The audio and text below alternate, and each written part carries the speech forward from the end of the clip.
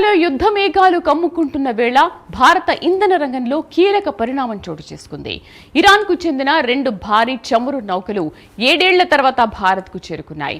National Iranian tanker company ప్రకారం గుజరాత్లోని సిక్కా పోర్టులో లంగరేశాయి. మార్చి మధ్యలో కర్గ్ ద్వీపం నుంచి బయలుదేరిన నౌకలు సుమారు 2 మిలియన్ బ్యారెళ్ల ముడి చమురును మోసుకొచ్చినట్లు సమాచారం. ఒకవైపు ట్రంప్ యంత్రాంగం ఇజ్రాయెల్ ఇరాన్పై దాడులకు సిద్ధమవుతున్న వార్తలు వస్తున్నప్పటికీ భారత్ తన వ్యూహాత్మక అవసరాలకు అనుగుణంగా అడుగులు వేస్తోంది. అందులో భాగంగానే ఇరాన్ నుంచి చమురు వచ్చిందని పలువురు భావిస్తున్నారు.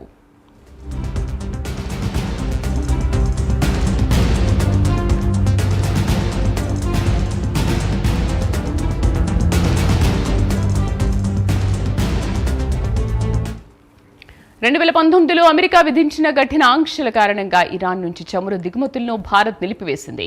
అయితే ప్రస్తుత అంతర్జాతీయ పరిస్థితుల్లో ఇంధన కొరత దృష్ట్యా అమెరికా ఆంక్షలను కొంతమేర సడలించింది.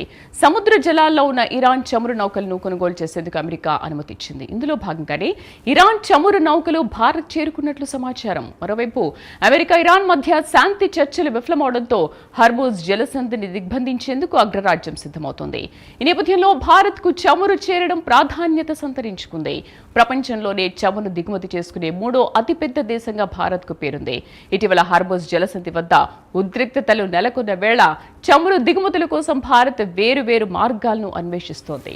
రష్యా నుంచి భారీగా చమురు దిగుమతులు చేసుకుంటున్న తరుణంలోనే ఇప్పుడు ఇరాన్ నుంచి కూడా సరఫరా మొదలవ్వడం దేశ ఇంధన భద్రతకు ఊరటనిచ్చే అంశం.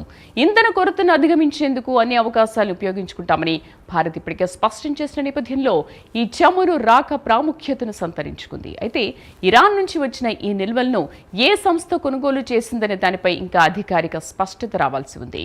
ఏదేమైనా ఈ 2 నౌకలతో మన దేశంలో గ్యాస్ కష్టాలు తీరుతాయని భావిస్తున్నారు.